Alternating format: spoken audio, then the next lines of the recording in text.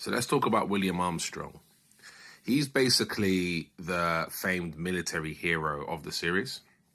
And he is well praised, well recognized amongst all of his staff, his peers, and actually with the US government as well.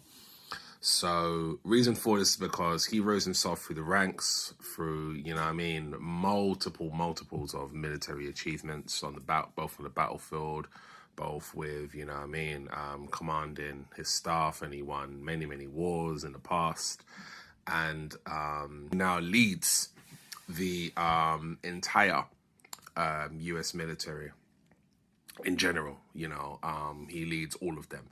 And he has attained the highest military rank, of course, which is General of Armies or Chief of Staff.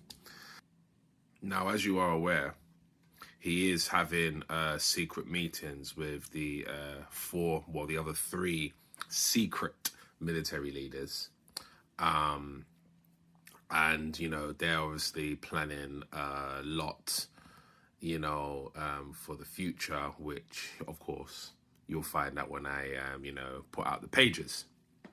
But what we know of him right now is that he's the main face of the US military, okay? But there are people behind the scenes which the soldiers and other staff are not aware of, who influence the decisions and where the US Army goes in terms of its direction. So they do have influence in decision making, which is why I say the four military leaders, but they're not actually the leader. They're not leaders like William Armstrong per se, but they have their influences which affects decision making, is what I should say. Sorry. So anyway, so like I said, we've got him. And at the moment, of course, he is allied with the other three, of course, Frank Wallace, General Magambo, and Ray Johnson. But they all have their own reasons for this, I guess, secret alliance, which will, as I told you before, become the Allied Babylonian forces in the future. They all have their reasons for that.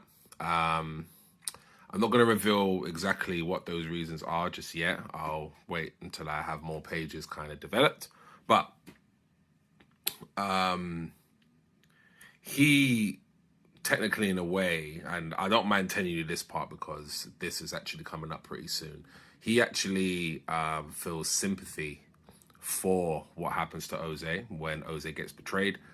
And has all of his, rank stripped off of him and put in incarceration and all that stuff from Ray Johnson. He didn't really agree with that because he sees Oze as like a younger version of himself, someone who has worked extremely hard for a number of years, and had a similar journey to himself, but he's just been cut short because of certain staff members who are jealous and envious of him, and then Ray Johnson, who's taken advantage of all of that and used it as a means to, push his agenda. So he feels sympathy for Oze with that, and, he will help Oze to escape from the military, because there will be some scenes where Oze is, put into the incarceration cells, and then he will escape. And that's coming up pretty soon, so I don't mind revealing that part.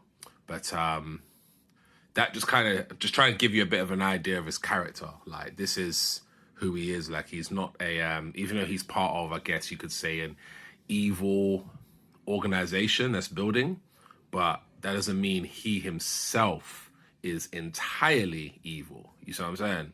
Whereas someone like Ray Johnson, he's just a scumbag, if you want to call it that. He's a full-on scumbag. But, like Magambo, I'm going to talk about him soon as well. I'm just going through the list as I go along. And Frank Wallace is a bit of a neutral party.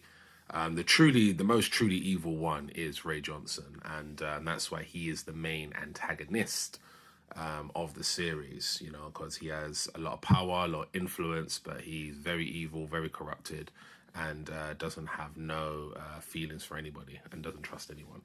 So, whereas William Armstrong, he has his own reasons for why he's joining this corrupt organization, but that does not mean that his goals align perfectly with, let's say, the likes of Ray Johnson or General Mugamba. You know, they all kind of formulate this secret group as a common interest, is probably the best word. They all have a common interest in the Babylonian forces, but they all have different goals. That's the thing.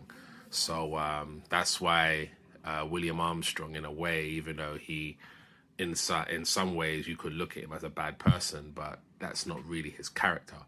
And this is also something that I'm building up.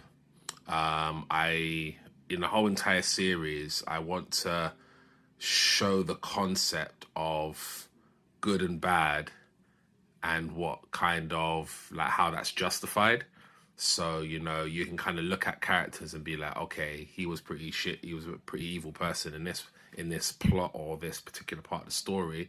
But actually, overall, I can understand why he did it. So it's kind of like those things when you almost try to justify people's actions. And you can kind of look at both the right and the wrong in their actions. This is, of course, is inspired through loads of anime, especially that I've watched. I know Naruto did this quite well, so I do have, obviously, inspirations from the Naruto storyline, where you can look at, I don't know, someone like Orochimaru and think, okay, all right, you know, some parts he was bad, some parts he was good. So that kind of thing. I definitely want a lot of that with each of the characters that I make, whether they're both protagonists or antagonists. So yeah, that's one other thing. So yeah, that's mostly what I can reveal of William Armstrong at the moment.